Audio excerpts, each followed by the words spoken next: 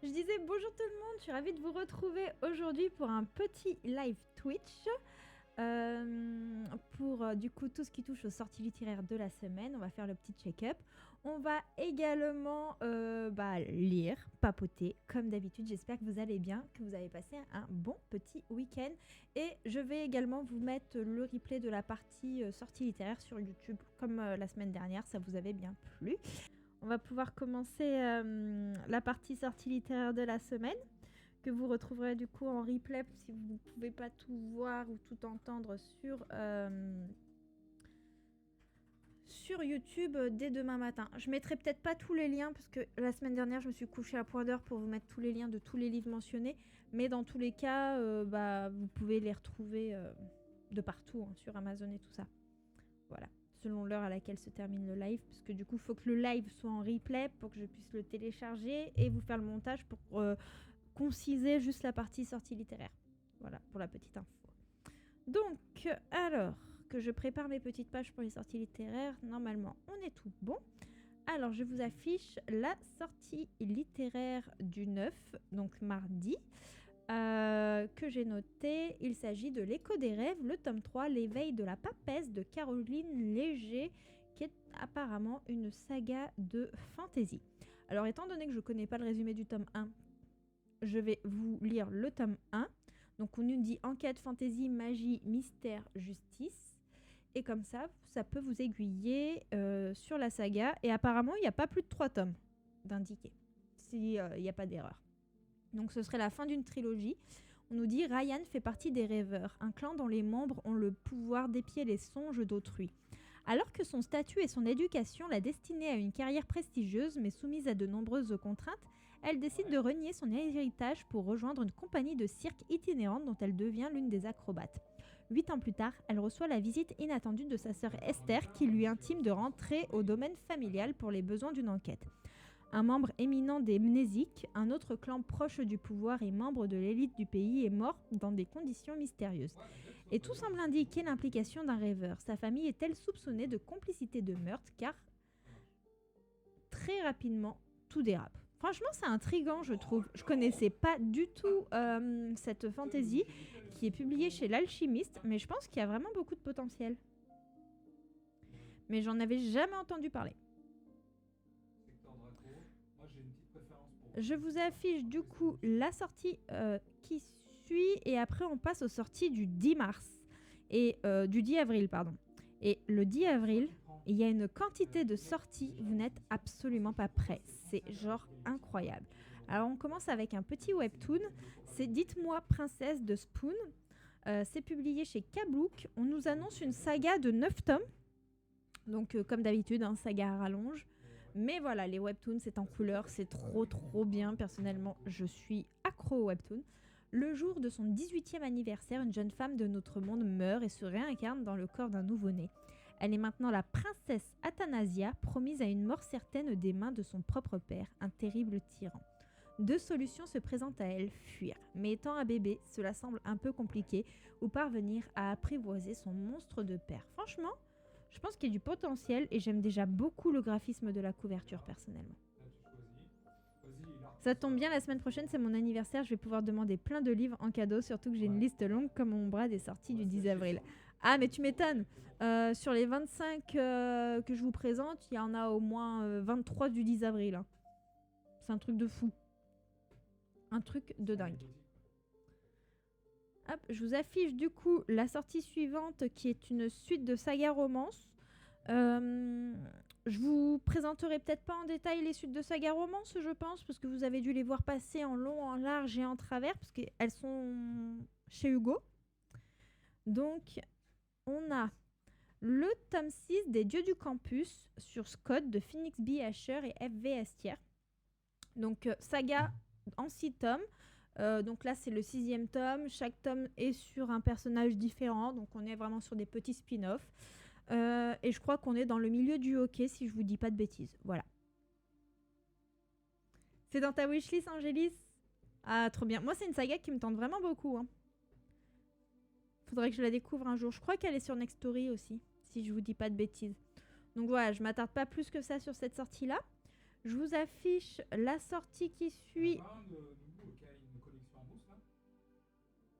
Ah, ça, je sais pas du tout, Amélie. J'espère que dans le chat, il y en a qui pourront te répondre.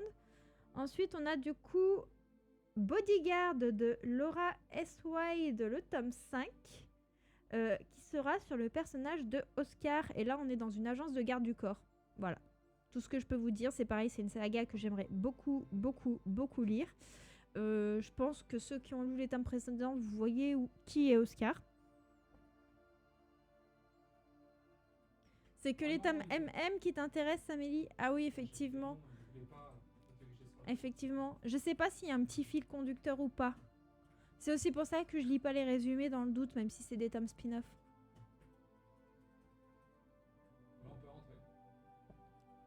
Mais du coup, voilà. On a le tome 5 aussi sur Oscar qui sort bientôt le 10 avril.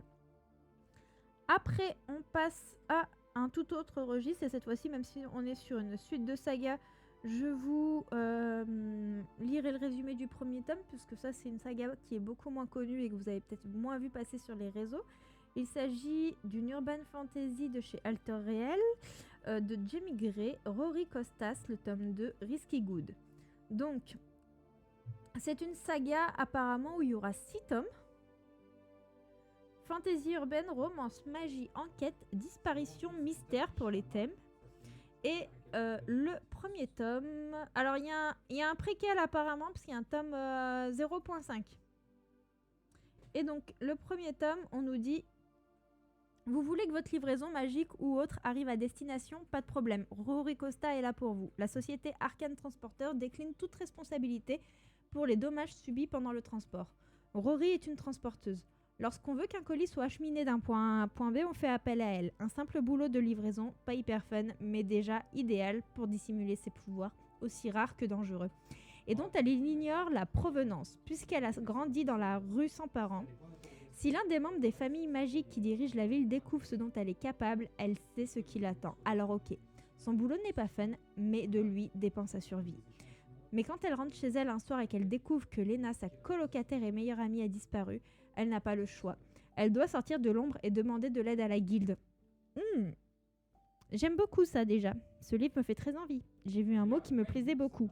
Un organisme qui maintient l'ordre en vendant des services magiques aux plus offrants. Malheureusement pour elle, la guilde lui envoie Zev, le puissant mage de la famille Cordova. Sûr de lui, arrogant et surtout observateur, il risque de découvrir ses secrets. Mandy, le mot interdit! Non, non, non, non, je ne suis pas d'accord. Zev est connu pour être dangereux. Ce que Rory n'avait pas prévu, c'est qu'il serait attirant. Très attirant. Laissez-vous transporter par cette urban fantasy au rythme effréné. Voilà ce qu'on nous dit. Et il y a, entre parenthèses, la maison d'édition décline toute responsabilité en cas de dépendance à cette série. Franchement, il y a quelques promesses. Les Bodyguards, on vient de commencer le tome 1 avec Ludivine. Ah, et du coup, vous en pensez quoi, Angélis? Ah, apparemment, faut les lire dans l'ordre, Ludivine. Ok, bon bah c'est bon à savoir, du coup, pour les séries... pour la série des Dieux du Campus. Pour l'instant, vous adorez. Ah, bah c'est génial ça. C'est top. Ça fait plaisir. Bah, vous savez que la suite arrive bientôt, du coup. T'adores aussi les divines? Génial. Trop bien. Alors, la sortie qui suit. Je vous l'affiche. Donc, c'est pas ça, c'est celle-ci. Il s'agit du coup de Witch and Monster, le tome 2 Expansion de Carly Darkwood. Alors, je crois que le numérique est déjà disponible et c'est le brochet qui sera disponible à partir du 10 avril. Pour le moment, il y a 2 tomes d'annoncés. Et je vous lis le résumé du tome 1 pour éviter tout spoil. Alors déjà, au niveau des thèmes, on nous dit romance, sorcière, démon, fantaisie urbaine, loup-garou, enfer. Loup-garou, non mais, nouvelle créature surnaturelle. Coucou, moi c'est Kaela, j'aime les livres, les hamburgers, la solitude et le calme, et je suis une fille super sympa. Ah, Et le petit détail, je suis une sorcière, mais ça n'a pas d'importance parce que mon coven m'a virée et que je ne veux plus entendre parler de magie. Moi, tout ce que je veux, c'est vivre une vie normale. Ouais, j'aurais dû y penser avant de sauver la vie de ce fichu loup-garou attaqué par des démons. Pas n'importe quel loup en plus. Fenrir Lycos est l'alpha de Chicago. Pour me remercier de lui avoir sauvé les miches, cet abruti à fourrure ne trouve rien de mieux que de me suivre partout. Ben oui, il paraît qu'il me trouve à son goût. En prime, les démons sont loin d'en avoir fini avec nous. Baël, le prince de l'enfer, me considère maintenant comme une ennemie de son royaume. Bon sang, mais qu'est-ce qui m'a pris de sauver Fenrir Lycos? Voilà. Donc ça a l'air très drôle, de l'action, de la romance. Et j'ai déjà lu un roman de Kali, c'est à mourir de rire. Elle a une plume qui est hyper addictive si jamais.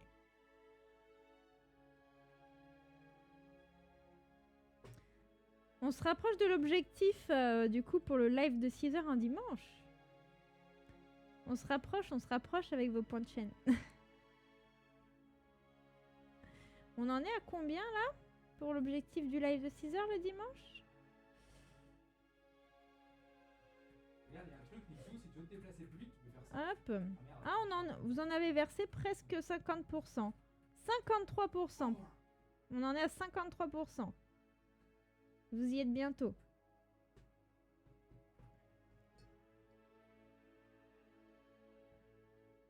Coucou Maï, comment tu vas?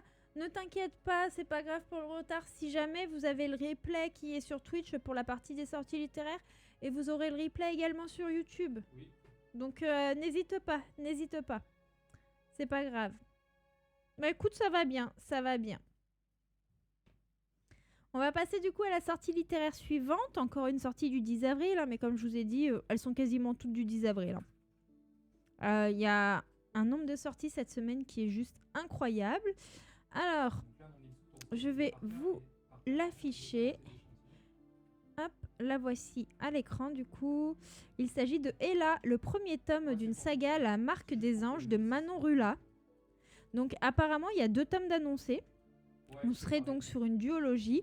Après le décès de sa mère, Ella est obligée d'aller vivre chez sa tante et de reprendre le lycée. Pas facile de s'intégrer quand on n'a fait que voyager jusqu'alors. Mais Ella n'est pas la seule à faire sa rentrée dans un nouveau lycée. C'est aussi le cas du mystérieux Gabriel. Charismatique, sûr de lui, il a le visage et le nom d'un ange et semble en décalage avec les autres élèves comme s'il avait déjà vécu plusieurs vies. Comme s'il n'était pas comme eux, comme s'il n'était pas ce qu'il prétend être. Et pire que ça, Ella a l'impression de le connaître, alors qu'elle ne lui a jamais adressé la parole. Qui est-il? Pourquoi l'attire-t-il autant? Et pourquoi ressent-elle cette douleur viscérale, ce vide quand il est si loin d'elle? Donc on est vraiment sur une petite romance paranormale dans le cadre du lycée. Il nous manque un peu moins de 20K pour le live de 6h un dimanche. Vous êtes à fond. Vous êtes à fond. Il vous manque 15 000 points de chaîne. 15 000 points de chaîne. Ensuite, on passe du coup à une petite romance qui sort le 10 avril chez la collection H. Je vous l'affiche à l'écran d'ici 2 petites secondes. Voilà, ça y est. Donc, on est dans Beach House Summer de Sarah Morgan. Alors, j'ai jamais lu de Sarah Morgan, mais je sais que c'est une autrice en romance qui est très plébiscitée. Donc, ça me perturbe déjà puisque l'héroïne a le même prénom que moi. Il s'écrit pas pareil, mais elle a le même prénom que moi. C'est quand tout s'effondre que se présente la chance de se reconstruire. Johanna a toujours considéré sa maison de vacances comme son refuge. Face à la mer, loin du bruit et de l'agitation de la ville, c'est l'endroit parfait pour se ressourcer. Mais cette fois-ci, tout est différent. Elle est accompagnée d'Ashley, qu'elle ne connaissait pas il y a quelques mois et qu'elle devrait détester.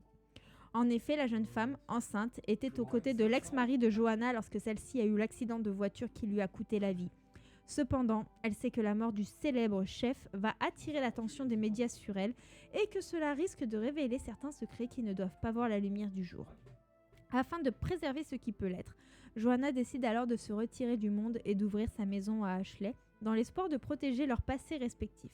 Toutefois, le retour de Johanna est loin de passer inaperçu au sein de la communauté côtière, et encore moins aux yeux de Nate. Ils se sont aimés, ils se sont perdus, et ils ne s'étaient encore jamais revus. tout comme les vagues qui reviennent toujours embrasser le sable. Serait-il possible pour eux de se retrouver et peut-être de réveiller des sentiments trop longtemps endormis? Sarah Morgan, j'ai adoré sa trilogie des frères O'Neill. Ah, je connais pas du tout cette trilogie, Angélis. Il me semblait qu'elle écrivait beaucoup de feel good, non? Même si ce livre-là a pas l'air du tout feel good, vu de la thématique, il a l'air d'avoir un petit côté suspense. Ensuite, je sais pas si vous vous souvenez du live de jeudi, mais je vous ai montré un très beau collector. Donc je vous affiche l'image du brochet. Et le collector, bien entendu, que je vous ai montré jeudi, que j'ai reçu, sera également disponible le 10 avril. Je vous l'affiche à l'écran dans 2 secondes. Si vous avez suivi, vous savez de quel livre je parle. Si vous avez suivi mon live de jeudi et si vous avez vu mon réel sur Instagram. Donc, il s'agit de Toutes nos histoires infinies de Rebecca Yarros, du coup l'autrice de Fourth Wing. Et franchement, il a l'air incroyable ce livre, incroyable. À 28 ans, après un divorce douloureux, Georgia doit repartir de zéro. Elle retourne vivre à la maison de Scarlett. Non, elle retourne vivre dans la maison de Scarlett. Pardon, si j'oublie des mots, ça ne va pas le faire. Sa grand-mère qui est décédée autrefois romancière. Là, elle se retrouve à devoir cohabiter avec un auteur à succès qui a été chargé par son éditeur de terminer le dernier roman de Scarlett. Noah est certes séduisant. Déjà, on a un petit côté cohabitation fort, donc proximité forcée. Ça me dit bien. Noah est certes séduisant, mais elle le déteste au premier regard. Pourtant, peu à peu, à force de travailler ensemble sur le manuscrit inachevé, ils apprennent à se connaître et même à s'apprécier. Lorsqu'ils découvrent d'anciennes lettres, Noah et Georgia comprennent pourquoi Scarlett n'a jamais terminé ce livre, qui raconte sa véritable histoire. Un amour tragique avec un mystérieux pilote de la Seconde Guerre mondiale. Et si Georgia et Noah parviennent à écrire le dernier chapitre de cette histoire, peut-être pourront-ils aussi réparer les erreurs du passé. Ça a l'air super triste. Franchement, en plus je l'ai reçu, je sais pas si vous avez vu mon réel, mais avec les lettres et tout ça. Je pense que je vais chialer quand je vais lire les lettres et tout. Oh là là, oh là là. Il a l'air incroyable. Celui-là me tente beaucoup. J'ai beaucoup aimé la plume de l'autrice d'un Fourth Wing. Ouais, je suis curieuse de la voir dans ce registre du coup, moi. Je suis curieuse de la lire en romance, surtout avec un petit côté historique assez prépondérant. Je sens que ma palle va encore s'agrandir. Ah non, mais celui-ci, il le faut dans vos pales. Hein. Clairement, il le faut dans vos pales. Pas très joyeux. Je pense qu'il faut pas le lire à un moment où vous êtes déprimé. Parce que bon, à mon avis, les larmes vont couler à flot. Clairement. Ensuite, on va faire un petit jeu. Il y a une sortie qui sort le 10 avril. Qui est incroyable. J'ai le livre en brochet. Je l'adore. Il s'agit d'un livre d'une autrice exceptionnelle. Et franchement, si vous ne l'avez pas découvert en brochet dans l'édition Black Ink, vous n'avez plus d'excuses. Je vois que dans le chat, il y en a qui ont déjà trouvé de quel livre je parle. Allez, je vous l'affiche. Enfin, vous avez trouvé juste le nom de l'autrice. Hein. Mais, ce livre, il est exceptionnel. Vous allez vous payer des barres de rire. Vous allez vous prendre des claques. Vous allez avoir une vague de body positive. Vous allez avoir un petit côté lapin. Donc, c'est une histoire en 2 tomes. On va y suivre Robin, une maman célibataire. Elle a un langage assez fleuri. Elle parle vraiment comme un charretier. Elle est très maladroite. Elle est tatoueuse. Elle est vraiment fan d'art. Elle aime vraiment les vêtements colorés, fleuris. Elle est maman célibataire. Elle a vécu des choses assez atroces. Elle a un lien incroyable avec une vieille dame dans un immeuble qui est en face du sien. Elle a une meilleure amie qui est toujours là pour elle. Et elle va jongler entre du coup son boulot de tatoueuse, de barman, du coup sa petite princesse. Et le jour où elle va tomber sur un beau brun aux yeux turquoise qui est magnifique, elle l'a qualifié d'échelon 10 en niveau de beauté, et ben on va dire que c'est un petit peu le coup de foudre. Sauf que celui-ci, bah, comme le dit le titre, il est italien et tueur à gages. Alors, je vous lis les phrases du résumé officiel parce qu'il y en a qui sont à mourir de rire. Ça nous met donc, je ne succomberai pas aux yeux turquoises du grand ténébreux solitaire qui s'est installé dans l'appart juste en face de chez moi. Je ne marcherai pas dans une crotte de chien devant lui du pied droit. Je ne me vautrerai pas à ses pieds en me demandant si je n'ai pas oublié d'enfiler une culotte sous ma robe. Et bien sûr, je ne le frapperai pas au visage avec une courgette génétiquement modifiée. N'empêche, le mystère qui auréole ce superbe spécimen italien m'attire irrésistiblement, même si la plupart du temps, il est profondément antipathique, indéniablement glacial. C'est grave, docteur. Voilà, ça vous donne un aperçu de la dose d'humour que vous aurez dedans. Franchement, ce livre, il est incroyable. Les deux, Angélis ?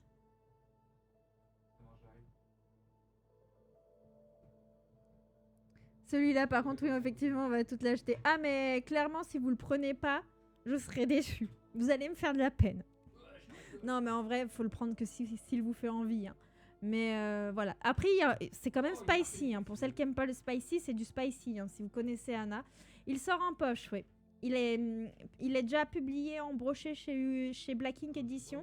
Et l'image que vous voyez sur l'écran, c'est celle de l'édition poche. Les deux dans mes rêves, si je suis riche. Ouais, totalement, Angélis, totalement. Bah, moi, je sais pas si je l'achèterai ce mois-ci, mais en tout cas, je l'achèterai. Mais comme j'ai déjà lu le brochet et que j'ai déjà le brochet à la maison, c'est moins pressé pour m'acheter le poche. Mais clairement, il est incroyable. Le spicy d'Anna me convient totalement. Ouais, mais c'est du spicy bien fait avec Anna. C'est du spicy de qualité. Voilà. Franchement, si vous aimez la plume d'Anna, vous pouvez le lire, mais sans souci. Vous allez vous payer des barres de rire. Si vous avez une baisse de morale, vous pouvez le lire. Il vous fera totalement du bien. Et moi, j'ai réécouté le tome 2 en audio il n'y a pas si longtemps que ça. Je vous en parle dans les prochaines updates lecture sur la chaîne. Mais je me suis tordue de rire. C'était vraiment excellent. Coucou Audrey, comment tu vas ? On passe du coup à une autre sortie du 10 avril, The City of the Stardust. Je vous en ai déjà parlé, elle, dans la vidéo des sorties littéraires du mois qui me tentait. Alors. Donc c'est de Georgia Summers et c'est publié chez Brajlon. On nous dit que les Everly sont maudits depuis des siècles. À chaque génération, le membre le plus prometteur de la famille est voué à disparaître en réparation d'un crime dont nul ne se souvient. Celle qui vient les chercher, la mystérieuse et glaçante Pénélope, ne connaît ni la vieillesse ni la maladie. Et pour elle, une dette est une dette. Lorsque sa mère se volatilise au milieu de la nuit, la malédiction s'abat sur Violette Everly et il n'y a plus qu'elle pour en briser le cycle.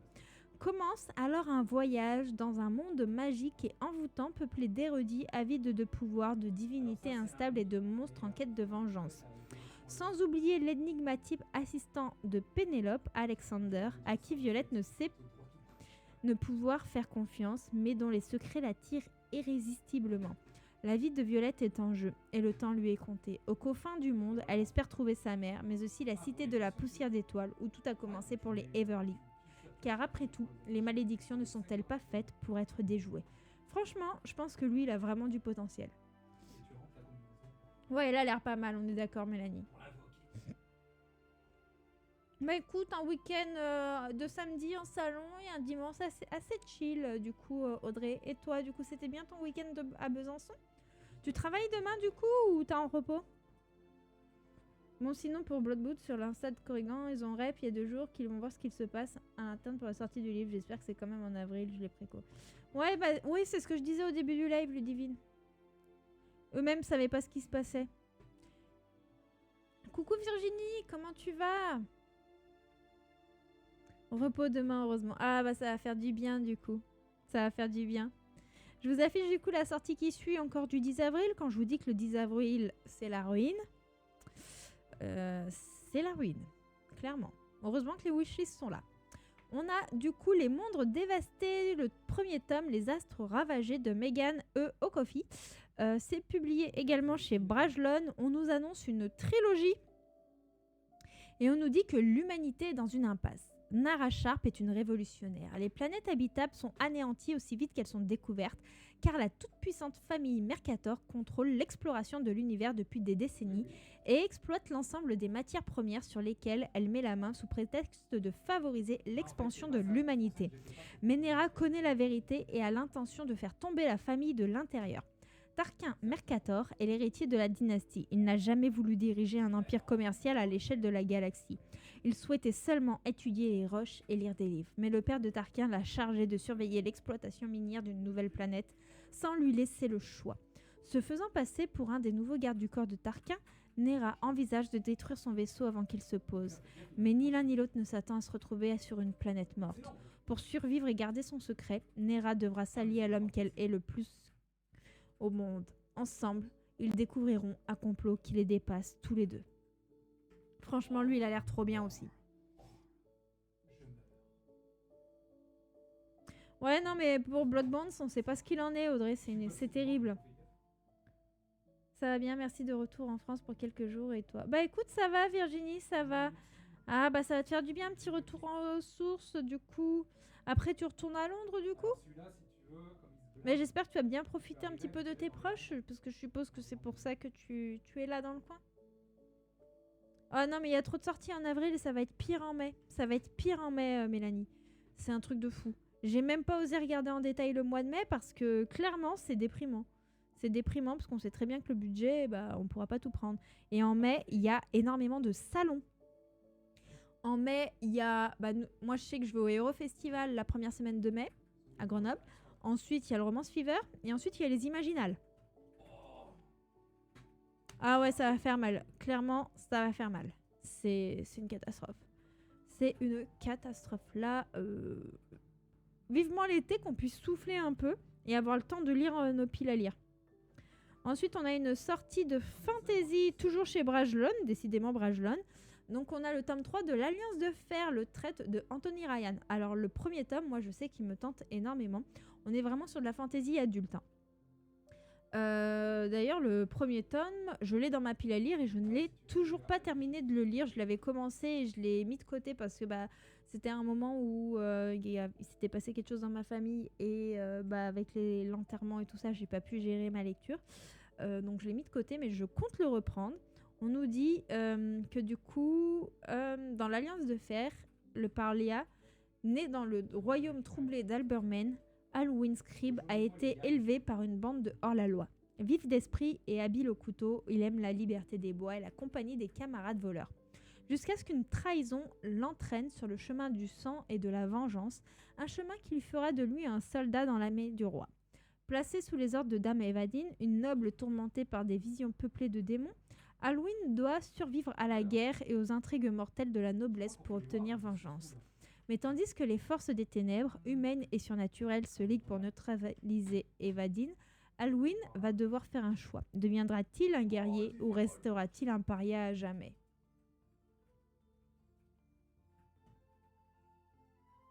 Ouais, je vais essayer Monde de Pitch, mais je suis pas sûre de pouvoir financièrement aller au 2. Je verrai comment le mois se profile, quoi. Clairement. Mais dans l'idéal, j'essaie d'aller au 2. Ah, Brajlon en force ce mois-ci, ouais, Mélanie, exactement. Oui, retour à Londres ensuite et je vais essayer de voir mes parents qui sont pas dans la même ville. Je sens que ça va passer vite. Ah ouais. Du coup, t'es dans quel coin de la France, là, Virginie? Ouais, le budget va mourir, Audrey. Le budget va mourir. C'est une catastrophe. Donc, on est toujours sur une sortie du 10 mars. Un spin-off d'une saga, toujours chez Brajlon. C'est le spin-off du Secret du Roi de Marie Valente. Vous la connaissez peut-être sous le pseudo de Livestone. Donc, en young adulte romance, elle écrit plus sur Livestone. Et en adulte, elle écrit sous le pseudo Marie Valente. Voilà, mais c'est la même autrice.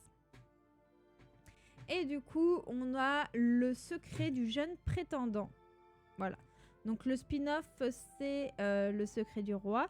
Et dans le doute, je ne vous lis pas le résumé de celui-ci parce que j'ai trop peur que ça nous spoil le secret du roi. Et honnêtement, j'ai toujours pas lu le secret du roi. Mais voilà, là, on est vraiment dans quelque chose de beaucoup plus adulte, plus mature, si jamais. vous avez lu Le Secret du Roi, sachez que le spin-off est disponible et que ça a l'air vraiment très sympa. Ça se passe apparemment dans une atmosphère écossaise avec des chevaliers. Moi, je viens de m'acheter 7 livres en une semaine. L'intégrale des McCoy d'occasion, Le Silence des Vaincus en poche, et il y a tout ça qui sort. Ouais, non mais The Rouliette, c'est la ruine, c'est très très difficile. Moi non plus, Le Secret du Roi est toujours dans ma palle. Ah bah, en vrai, on pourrait essayer de vous prévoir une lecture commune aussi sur ce titre-là, parce qu'il me tente énormément. En wishlist. Je suis à Dijon pour le moment, puis descendre côté Lyon au milieu de semaine. Ah, tu seras pas loin de chez moi du coup, Virginie. Il fait tellement meilleur en France. Ah bah ça, je veux bien te croire. Mais si tu descends à côté de Lyon, en vrai, t'es vraiment pas loin de chez moi. Moi, je suis à 1 heure de Lyon.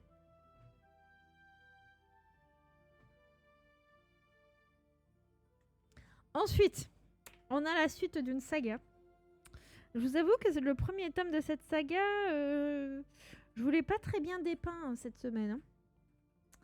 Je vous ferai gagner le premier tome en concours très prochainement si jamais c'est une saga dans laquelle vous voulez vous lancer. Voilà, je vous ai affiché l'image du tome 2 qui sort. La cour de la nuit de C.N. Crawford. Le premier tome, c'était La cour des ombres. Donc, c'est la saga Shadowfire. Et c'est chez Corrigan. Et j'ai pas du tout aimé le tome 1. Si vous voulez un oncle Darrell qui met ses parties intimes dans la terre pour communier avec la nature, moi écoutez, foncez lire cette histoire. Voilà. Je peux pas faire mieux, franchement. Voilà, le tome 2 arrive si jamais. Si jamais le tome 2 arrive, si vous voulez avoir un aperçu de l'oncle Darrell. Si vous avez apprécié l'oncle Darrell dans le premier tome. Moi, je m'attendais vraiment à un petit côté Dark Academy avec le tome 1. Et je crois que ça a été ma pire lecture. Ma pire lecture de l'année pour le moment. Ouais, j'avais cru comprendre que tu n'étais pas loin de chez mon père. Très belle région avec plein de gens bien. Mais oui, elle est trop belle, notre région Rhône-Alpes. Bah, moi, exactement, Virginie, je suis à 15 minutes de Grenoble. Plus côté Voiron. Si ça te parle. Pour parler en termes de lac, il y a Charavine, le lac de la Fraie. Voilà, à peu près. Lac de Paladru plutôt. Tu connais peut-être plus Paladru. Un lac avec les eaux turquoises. Celui-là, je ne le mettrai pas en wishlist. Non, mais je ne vous incite pas à le mettre en wishlist, mais je sais que d'autres peuvent l'apprécier. Moi, je ne l'ai pas du tout apprécié, en tout cas. Je ne l'ai pas du tout apprécié, ce titre-là. Je vous affiche la sortie suivante, qui, je pense, ne pourra être que mieux, puisque on peut pas faire pire. Il s'agit d'un tome 2, d'un harem inversé en Dark Academia, si je dis pas de bêtises. Donc c'est le tome 2 de Kingwood Academy de Tessa L. Le tome 1 est dans ma wishlist. Il me fait très très très envie. Oui, c'est ça, c'est l'histoire de communion avec la nature, Virginie. Quand il met ses parties intimes dedans, dans la terre. Voilà. Donc en harem inversé, fantasy, magie, romance paranormale, 4 éléments. Donc Kingwood Academy, je vous lis le résumé du tome 1. Pour pas nous spoiler le tome 2, mais personnellement, c'est une trilogie qui me fait très très envie. On nous dit pourquoi choisir un prince quand on peut en avoir 4. En quelques secondes, la vie d'Aura n'a plus le moindre sens. Tout était censé être simple. Elle devait obtenir son diplôme, prendre un petit boulot pour aider sa mère à payer les dettes médicales de son accident d'enfance. Et voilà qu'on lui annonce qu'elle est une élémentaire, qu'elle doit apprendre à contrôler ses pouvoirs et survivre à un cursus au sein de Kingwood Academy. Aura est une battante, mais le challenge est de taille. La moitié de l'école veut la faire renvoyer, l'autre moitié veut la tuer. Et la magie est un allié aussi puissant que dangereux dans les affrontements des couloirs. Pour ne rien arranger, elle est dans le viseur des 4 princes des élémentaires, le charmeur, le doux géant, le psychopathe et le plus cruel de tous. Elle devrait fuir, se cacher, les éviter, mais elle ne peut s'empêcher de rêver d'eux, de leurs mains sur elle, de leurs lèvres sur les siennes, un désir qui pourrait bien la consumer jusqu'à la réduire en cendres. Voilà, donc ça, c'est le résumé du tome 1 et du coup, le tome 2 arrive très prochainement. Ensuite, on a une sortie chez La Talente. J'aime beaucoup la couverture. Je sais pas ce que vous en pensez, vous. Je trouve qu'on n'a pas trop l'habitude de voir des couvertures de ce style-là. C'est une sortie de fantasy avec Pax Elfica, le Lanterrier, de Pierre Grimbert. Donc, on nous dit...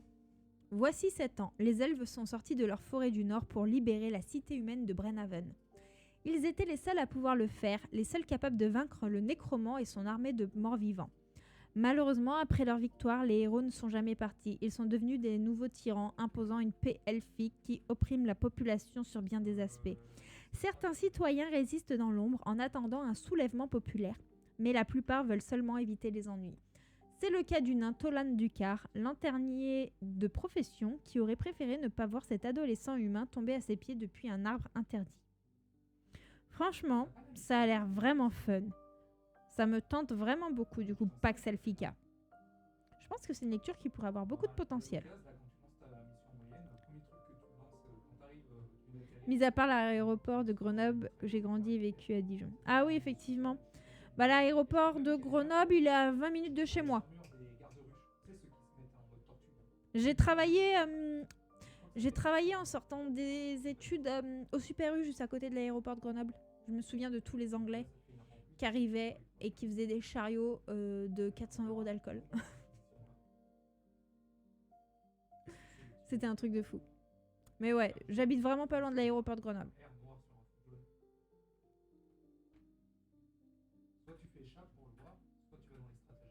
Ensuite, on a une petite sortie romance de chez Eden.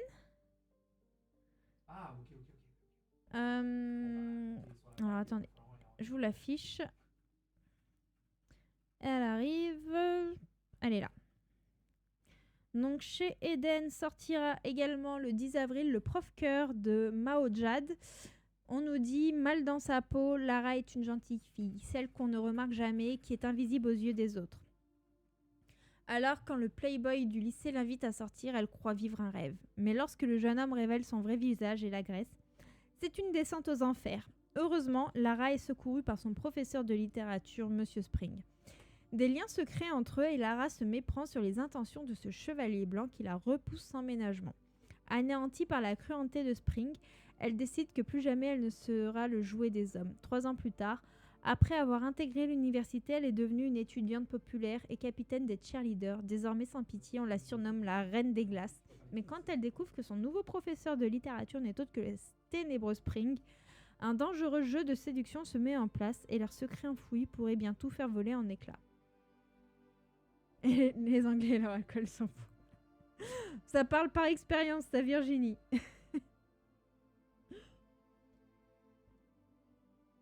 Ça parle par expérience.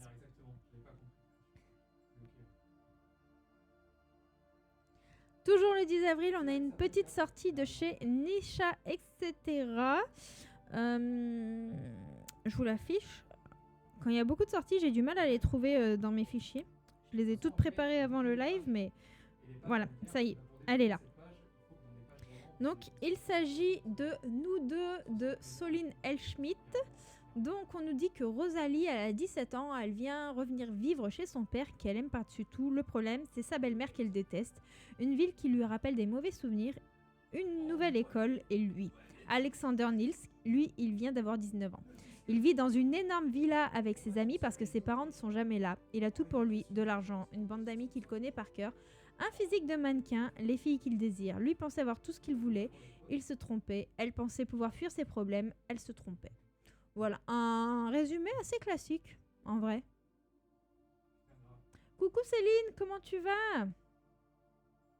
J'espère que tu as passé un bon week-end. Donc voilà pour une petite sortie du 10 avril. Après, on a une sortie du duo d'autrices Emma Green. Alors, vous avez leur réédition du coup de Jeux Interdits, mais je ne l'ai pas mis dans la sélection parce que c'est une saga qui a été rééditée en plusieurs fois et là, elle est de nouveau rééditée en poche. Et après, on a cette fois-ci, je crois que celui-ci, c'est pas une réédition. My Dear Daddy, donc de Emma Green, qui sort le 11 avril. On n'est plus sur le 10, on est sur le 11. Et on nous dit Jude, l'irrécupérable Dandy et Joe la rebelle, un brin revêche, se voit confier la garde de la petite Birdie 3 ans. Un joli coup monté par leurs amis, si seulement. Mais non, mais c'est... ça aussi, c'est une réédition. C'était pas... Ah, comment il s'appelait le titre? C'est une réédition, je crois. Hein. Ça me parle.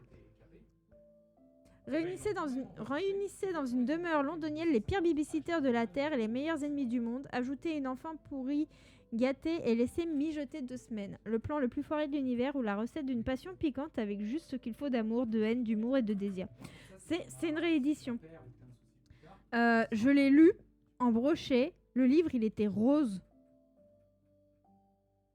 Le livre, il était rose et j'avais bien aimé, mais je l'avais revendu sur Vinted. Mais écoute, ça va bien, Céline. Ça va bien. On est en train de terminer les petites sorties littéraires de la semaine et puis après, on attaquera une petite session lecture. Donc ça, c'est une zone où il y a des lits. On peut la clean. C'est les trucs principaux. Le 11 avril. Ouais, il y a plein de rééditions, ouais. C'est ça, Angélis. J'avoue que moi, quand en SP, je les ai pas prises, les rééditions. J'avais envie de découvrir des textes inédits plutôt. Et Jeux interdits, je les avais déjà lus en e-book il y a longtemps. Et j'avais bien passé un bon moment, mais j'avais pas le besoin de les avoir en format papier dans la bibliothèque. Donc ensuite, on a la trilogie des glaces, le tome 1, qui sort de Stacy McHaven, qui sort du coup le 11 avril. Une petite trilogie, on nous dit... Dawson n'a jamais rien connu d'autre que la pointe, piégée dans un immense gouffre et une paroi montagneuse infranchissable. La vie est une bataille incessante pour tous ses habitants. Survivre au froid mordant, ne pas faire une chute mortelle dans le gouffre, esquiver la violence de ses voisins ne suffit pas. Il faut aussi échapper à la sélection. À chaque nouvelle saison, les glaciens, vicieuses créatures ailées, attrapent des victimes au hasard et les emportent dans le ciel. On ne les revoit jamais. Seul membre restant de sa famille, Dawson a survécu jusqu'à présent. Mais sa chance se tourne. Elle est sélectionnée et arrachée à sa maison glacée, à tout ce qu'elle connaît. Qui sait ce qui lui arrivera de l'autre côté du gouffre? La mort, l'esclavage, pire encore. Et ça sort chez les éditions Olympe. Ah, il te tente énormément du coup? Toi aussi, Mandy? Toi aussi, Angélis? Il me dit quelque chose. Ouais, il sort chez Olympe. Celui-ci, je vais craquer. Ok, donc celui-ci, il va atterrir dans vos pales. Ensuite, alors moi, celui-ci, il me tente beaucoup. Celui-ci, il est en wishlist parce que c'est le livre de l'autrice de The Mortal Instrument, donc Cassandra Clare. Et j'avais adoré The Mortal Instrument. Donc, The Mortal Instrument, c'est... le livre qui a servi pour l'adaptation de... Comment ça s'appelle la série? Shadowhunter.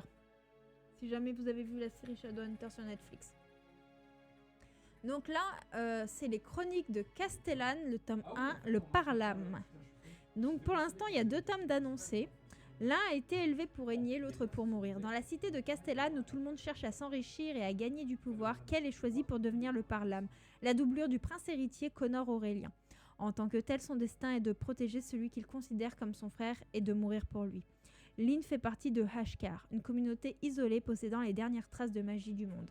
Doctoresse, il lui est permis de se déplacer à Castellane pour soigner les malades. Cependant, elle ne peut guérir la seule personne qui compte pour elle sans accéder à un savoir interdit. Approchés par le mystérieux roi chiffonnier qui leur promet à chacun ce qu'ils désirent le plus, Kel et Lynn découvrent qu'une conspiration menace tout ce qu'ils connaissent. Réussiront-ils à protéger leurs proches dans un monde sur le point de sombrer dans le chaos?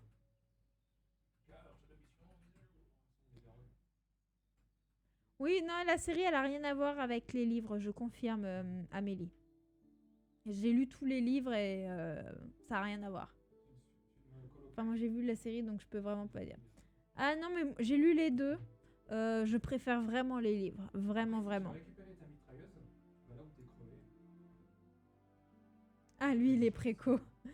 J'aurais aimé le préco, je l'ai pas préco, mais je le veux. Je le veux.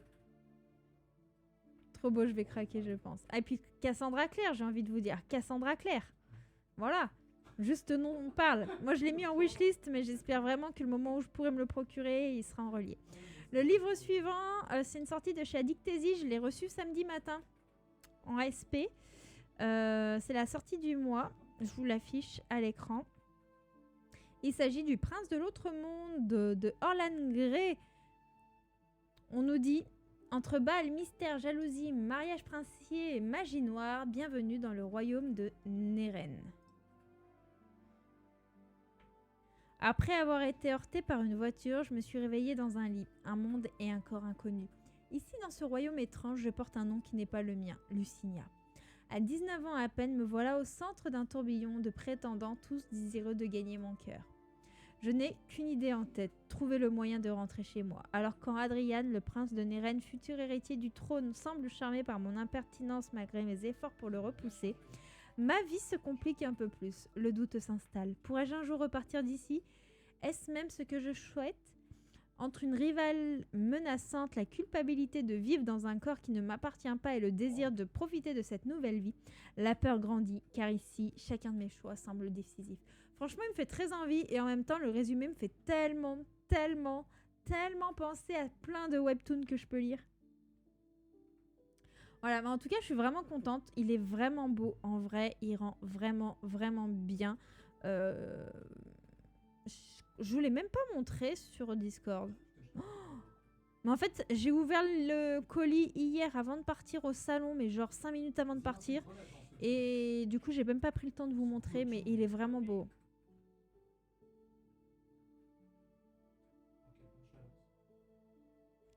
Clary, ouais, l'actrice, elle a un peu tête à claque, on est d'accord, Amélie.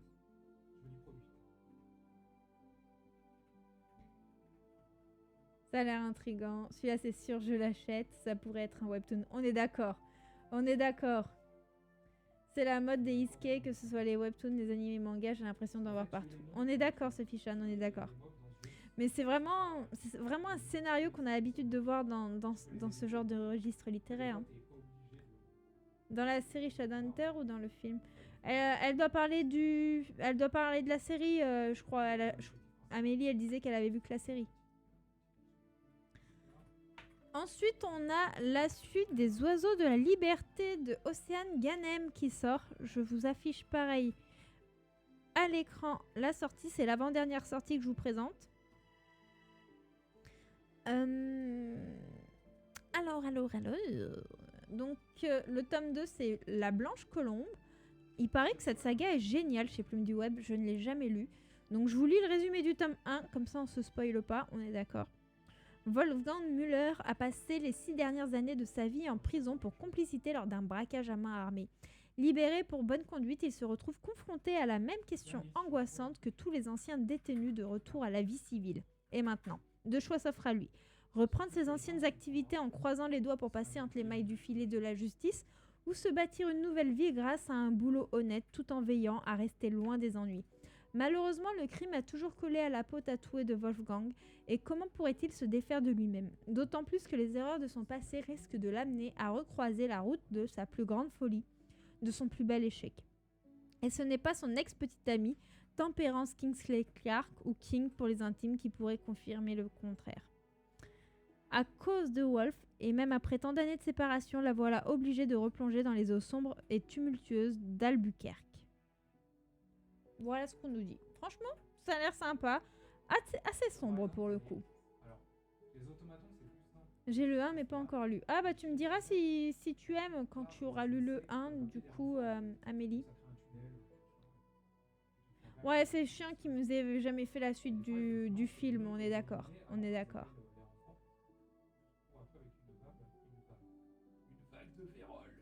Coucou Pauline, comment tu vas? Ah non, mais la série n'est pas géniale et en vrai, mais j'avais envie de savoir la fin et de suivre Magnus, mon perso préféré. Ah, Magnus, un perso incroyable, on est d'accord. Cette saga me donne bien envie. Ouais, franchement, il y a du potentiel. Et du coup, je passe à la dernière sortie que je vous présente ce soir.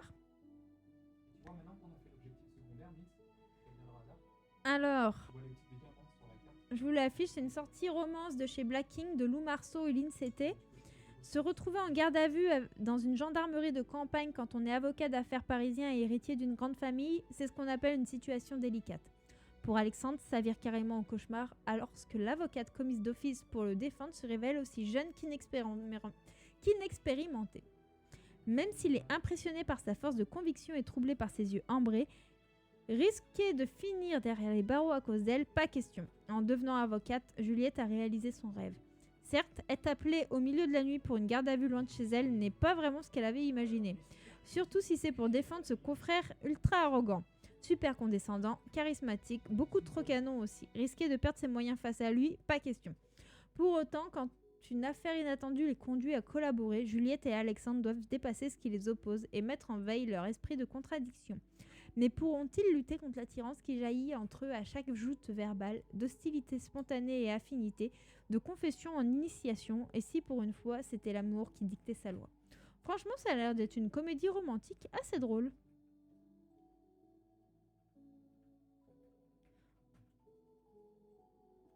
Ouais, franchement, il y a beaucoup de livres qui font trop envie au mois d'avril. Au repos, forcé par ma sage-femme. Je le faisais déjà de toute façon, mais ça va. Et toi? Ah mince! Après là, t'es sur la dernière ligne droite, Pauline. C'est quand ton terme déjà? Ça approche? Courage à toi en tout cas. Courage, ça doit commencer à peser lourd dans le bidou là. Ça doit commencer à peser lourd. Bonne nuit à toi Amélie, bonne soirée, à bientôt. Voilà, on termine du coup par une petite romance. Après ça, je vais vous laisser, je vais dodo, gros bisous. Bah bonne nuit à toi Aurore, à bientôt. Le terme le 22 mai, mais j'irai très certainement pas jusque-là. Je dois tenir au moins 3 semaines. Ouais, ok. Bah courage. Repose-toi bien surtout Pauline, pas d'effort. Et prendre soin de ton petit loup, c'est vraiment le plus important. J'ai confiance en tout cas, j'ai confiance. Ça va être tellement bien quand il sera là. Je vais à la douche, mais je vous retrouve pendant la session lecture. À de suite. Pas de soucis, à tout à l'heure Mélanie. T'inquiète, je fais plus rien. Voilà, ça va te faire du bien de rien faire et tout ça. Et du coup, ton mari, il est dans le coin en ce moment ou pas?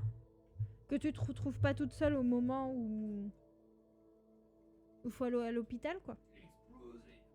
Ce sera embêtant. Je vais quand même clôturer un peu plus sérieusement les sorties littéraires pour ceux qui seront sur YouTube et qui regarderont juste le replay. Du coup, voilà, c'est tout pour les sorties littéraires de la semaine. Si vous voulez voir la suite du live, ça se passera sur Twitch en replay. Et sinon, bah, on se retrouve la semaine prochaine pour le petit replay des sorties littéraires du dimanche sur Twitch. Je vous fais plein de bisous et je vous dis à bientôt.